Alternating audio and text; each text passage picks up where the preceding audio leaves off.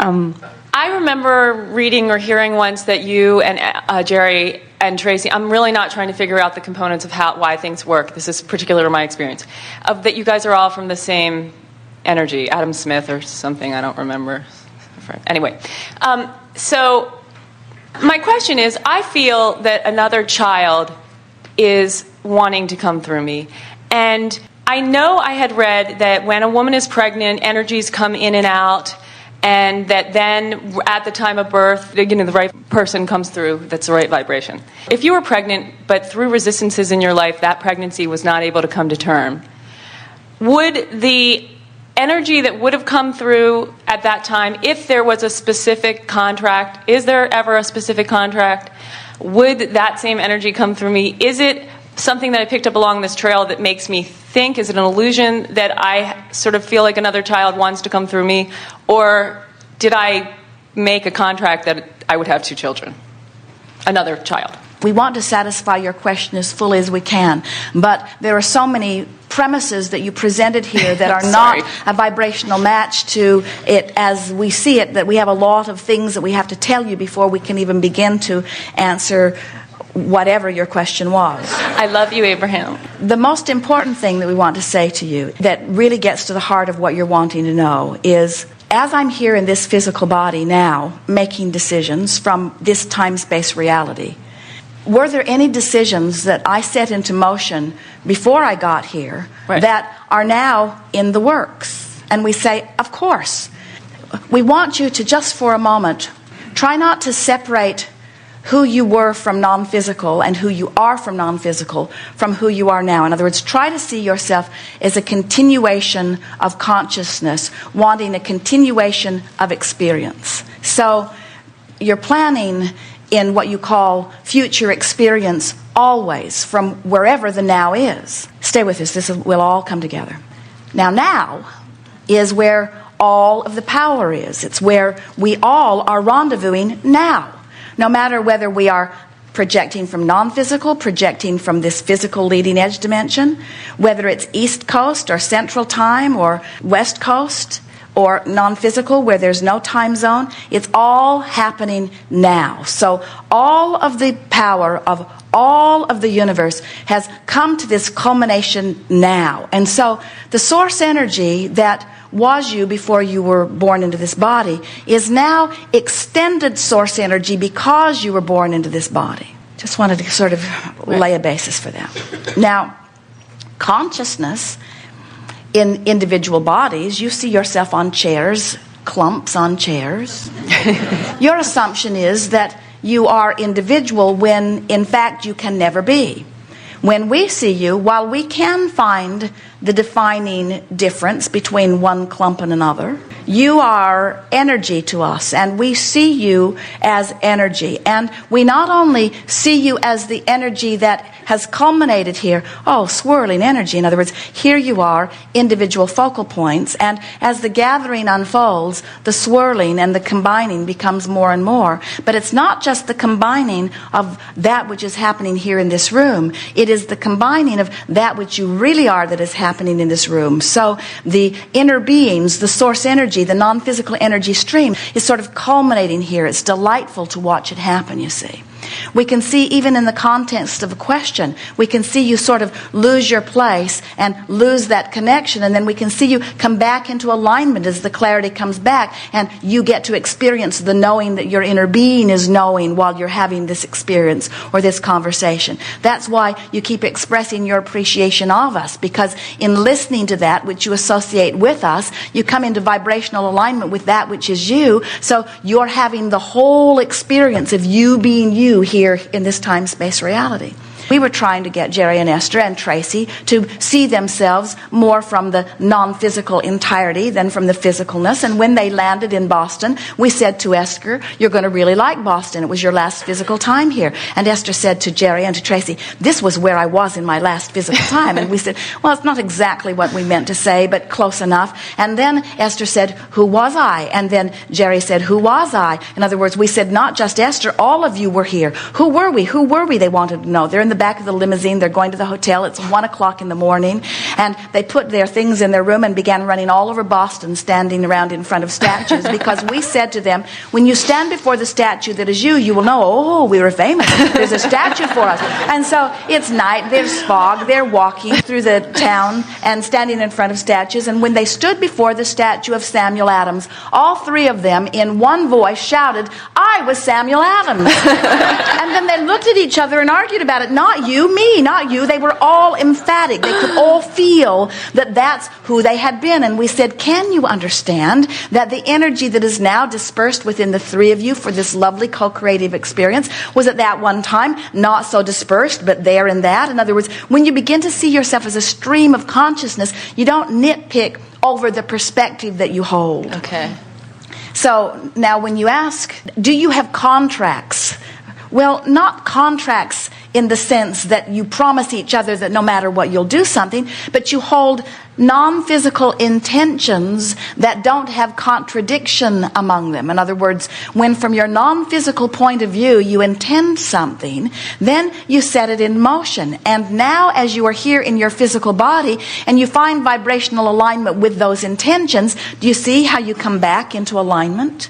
We've taken you just for a moment, and please allow us this and go with us just a little bit to take you away from the specifics of your question, because there's something even bigger that we want to answer first, and then we'll answer the specifics of that. We want you to realize that, yes, just as you stand now and you launch rockets of desire about things that you would like to experience, you've done that from your non-physical perspective too. And so there is this powerful definition of who you are and the kind of life that you want to live that is pulsing in the ether that you shot like a rocket before you even got into this body, the source understood and agrees with and is holding the vibrational tone of. Now, you can call that a contract if you want to. You can call it an intention. You can say, this is who I was meant to be. It doesn't matter what words you put around it. The closer you walk to it, the better you feel, and the further you walk from it, the worse you feel.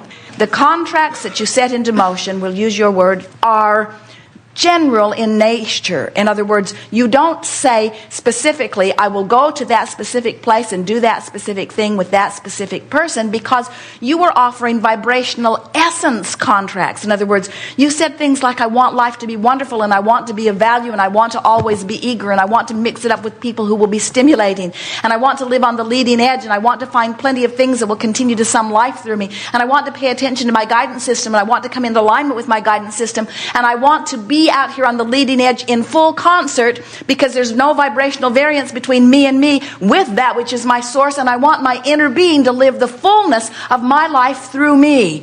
Those are the kinds of things that you are saying. Now, the specific of your question, is there non-physical energy that has decided, or that you have made contract with, that you will have parent-child relationship? And we say, not necessarily, because it is understood from non-physical that the vibrational essence of that which you are will bring you together. In other words, there are more people that are of your non-physical family that you aren't born to. In other words, you don't necessarily be born to the vibrational essence. In fact, there are too many of them. Your families would be far too large, and your responsibilities to them and the distortion of that familiar responsibility would take you away from the creation that you're about. All of this dialogue is in an effort to get you closer to understanding non-physical from the non-physical point of view rather than from the physical point of view. We are all consciousness that is streaming, not individual soul consciousness that's being assigned to specific clumps of physical flesh. On the really recent tape, you said that we get so attached to our enlightenment. Oh, we're so worried we're going to die and then get raised by a Catholic family when we come back again, which I thought was hilarious. But you ended that pretty abruptly, because you said the dogs, the beasts, they're not attached to their enlightenment. But I got some relief out of thinking, wow, so when this experience in this non-physical body, this lifetime, when I go back to non-physical, I will merge back into the broader perspective of all the lifetimes that was me. You don't have to die to do that either. In other words, you can complete that cycle here and now. In other words, when you feel good, you have access to all that now is. True. Thank you. But I'm talking about in terms of going back into another lifetime. I may choose to go back into a Catholic family or whatever it is. Sorry for any Catholics here. I do apologize. But you get what I'm saying. But when I go back to non-physical and bring whatever data I had from this lifetime into the broader perspective of me, will I be the most expanded that I've ever been before than any other lifetime? No, you are the most expanded that you've ever been right now. Right now. When you allow yourself connection with that which is source. Than I've ever been right now. Because all that you have been, all that you have become, your inner being is. And as that inner being projected you here, and now you find through trial and error and through willingness to feel good, you find connection with that which is your inner being now. In other words, that's the thing that we're trying to get across to you in this subject of worthiness, is that you are the furthest most extension of that which you are trying to be worthy of, you see.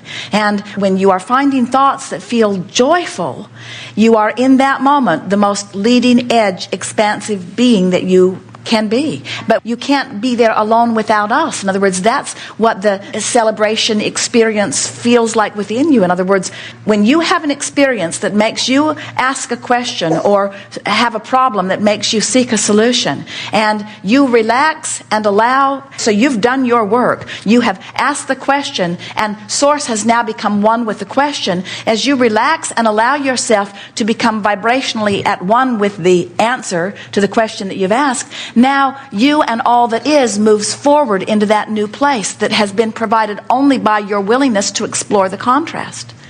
We do want to say to you that you're working way too hard at all of this, and a lot of you do. I just get curious.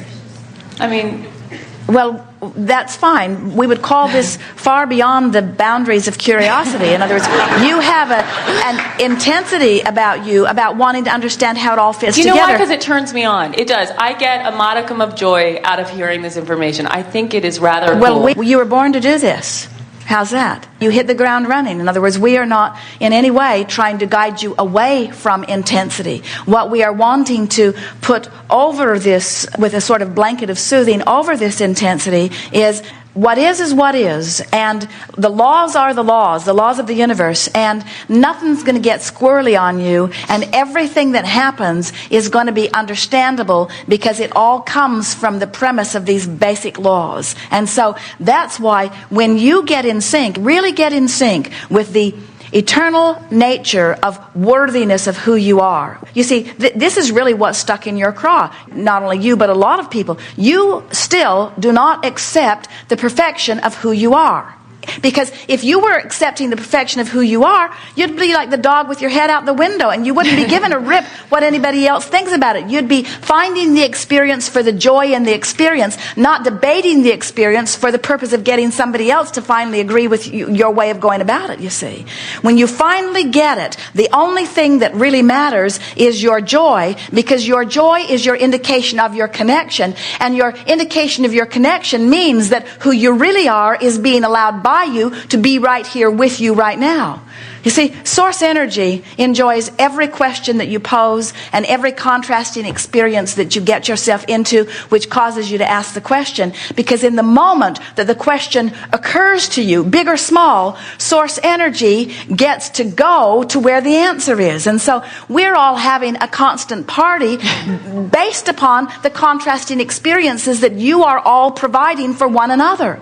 But this gathering is about, and we so want to just lay a blanket of well-being over you. We would just like to zap you with you're good and it's okay. We'd just like to zap you with it can't go wrong no matter how wrong it seems at any point in time. We'd just like to zap you with an understanding that whether you understand exactly how it all works or not, it really works well. And even though you're not ever going to be able to figure out all of the components that are going to result in this thing that you want, they're going to turn out to be the way that you want them. And so the fine line that we're always trying to help you find is we want you to be specific, because the specifics are what what bring the energy in a strong way. And as you say, it's what rings your bells. It's what turns you on. It's what gets the energy flowing. But when you summon more energy than you are able to allow, now you get out of balance. And when you get out of balance, things go screwy in your world. And then you look at each other and you say, what's gone wrong?